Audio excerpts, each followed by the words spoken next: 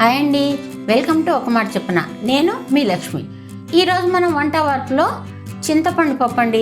ఏ కూరలు లేనప్పుడు మనం టెన్షన్ పడే పని లేదు, హ్యాపీగా ఈ పప్పు చేసుకొని చాలా టేస్టీగా ఉంటుంది. ఇప్పుడు దీన్ని ఎలా చేయాలో చూపిస్తాను చూడండి. పప్పు మనం ముందే ఒక అరగంట సేపు ముందే నానబెట్టేసుకోవాలండి, ఎందుకంటే అది మంచిగా నానితే చక్కగా ఉడుకుతుంది. దీనికి కావాల్సినవి ఉల్లిపాయ, పచ్చిమిర్చి ఎక్కువ అవసరం ఉండదు, కొన్ని వేసుకోండి సరిపోతుంది. అలాగే కరివేపాకు, చింతపండు కూడా ముందే నానబెట్టాను, కొద్దిగా ఎక్కువ నానబెట్టుకున్నాను, సరిపోయినంతే వేసుకోవచ్చు, మిగతాది మనకు దేనికన్నా పనికి వస్తుందండి. అలాగే పసుపు. ఇప్పుడు దీన్ని మనం ఉడికించుకుందామండి. ముందు సగం ఉడికిన తర్వాత మనం ఈ ఉల్లిపాయ, పచ్చిమిర్చి ఇవి వేయాలండి, ముందు వేయకూడదు.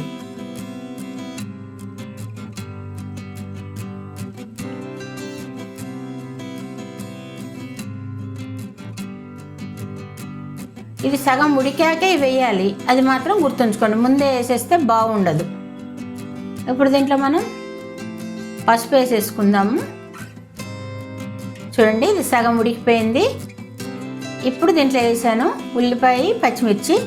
ఇది కలపొద్దండి అస్సలు, పప్పుని ఎప్పుడు కూడా సగంలో కానీ మధ్యలో అస్సలు గంటతోని కలపొద్దు.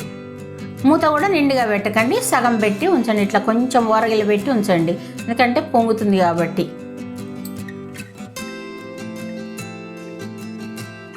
ఇప్పుడు ఉడికిపోయిందండి పప్పు. ఇప్పుడు మనం దీంట్లో వేయాల్సినవన్నీ వేసేసుకుందాం. కరివేపాకు,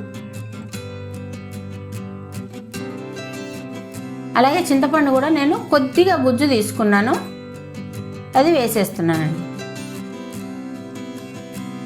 ఆ మిగిలింది మనం దేనికన్నా వాడుకోవచ్చు, లేదు మీకు పులుపు తక్కువైంది అనిపిస్తే వేసుకోవడానికైనా పనికొస్తుంది.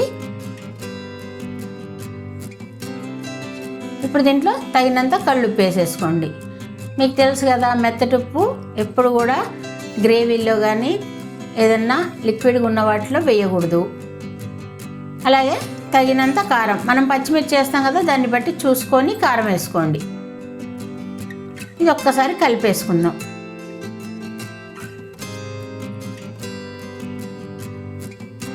చాలా బాగుంటుందండి. మనం కూరలు లేని టైంలో ఏ టెన్షన్ లేకుండా హ్యాపీగా ఇంట్లో ఉన్న వాటితోని చాలా టేస్టీగా ఉండే ఈ పప్పు తయారు చేసుకోవచ్చండి. ఇప్పుడు దీంట్లో మనం చింతపండు పులుపుని బ్యాలెన్స్ చేయడానికి కొంచెం చక్కెర వేస్తున్నానండి. మీరు బెల్లం కూడా వేసుకోవచ్చు, ఏదైనా పర్వాలేదండి.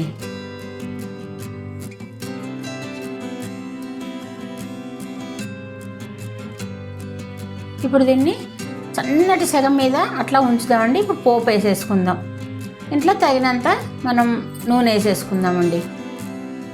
పోపు అంటే పప్పులో కొంచెం నూనె సరిపోతుంది కదండి, అంతే. దీంట్లో వెల్లుల్లి మాత్రం వేయకండి, అస్సలు బాగుండదు. ఉల్లిపాయ వేసుకుంటే సరిపోతుంది, వెల్లుల్లి అస్సలు వేయకూడదు, టేస్ట్ వేరేలాగా వస్తుందండి, వాసన అంతా వేరేలాగా వచ్చేస్తుంది. దీంట్లో ఎండుమిర్చి, మామూలుగా ఆవాలు, మినపప్పు, పోపు దినుసులు మీకు తెలుసు కదండి, అవి వేసేసుకోవాలి.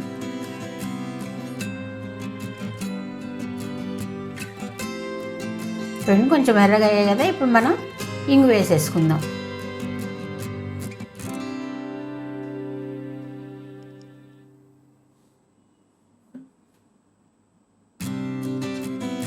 అయిపోయిందండి పోపు. మనం పప్పులో వేసేసుకొని చక్కగా కలిపేసుకుందాం. నేను గిన్నెని ఇట్లా చేస్తాను కదండి, కొంచెం ఏదన్నా అంటుకొని ఉంటే కూడా వేస్ట్ కావద్దని.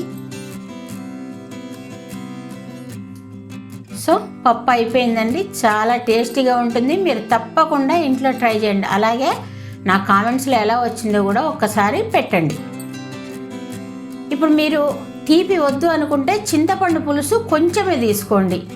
ఒకవేళ తీపి ఇష్టం లేదు, వద్దు అనుకునే వాళ్ళైతే పప్పులో కొంచెమే చింతపండు తీసుకోండి. తీపి వేసుకోకుండా కానీ మీకు చిరు పులుపుతోటి చాలా బాగుంటుందండి. కొద్దిగా చింతపండు నానబెట్టుకోండి. అంత వద్దు అనుకున్నా, మీరు వేస్ట్ అవ్వద్దు అనుకుంటే కొద్దిగా చింతపండు, కొద్ది గుజ్జే తీసుకోండి. అప్పుడు బెల్లం వేసుకోకుండా, చక్కెర వేసుకోకుండా మీకు బ్యాలెన్స్ అయిపోతుందండి. చూసారు కదండి, ఎంతో టేస్టీగా ఉండే పప్పు రెడీ అయిపోయింది. మీకు గనుక ఈ వంట నచ్చినట్టయితే ఒక లైక్ చేయండి, అలాగే మీ వాళ్ళకి షేర్ చేయండి, మా ఛానల్ సబ్స్క్రైబ్ చేయండి, బెల్ ఐకాన్ కొట్టడం అస్సలు మిస్ కాకండి. ఇంకో వంటతోని మళ్ళీ మీ ముందుంటానండి. బాయ్.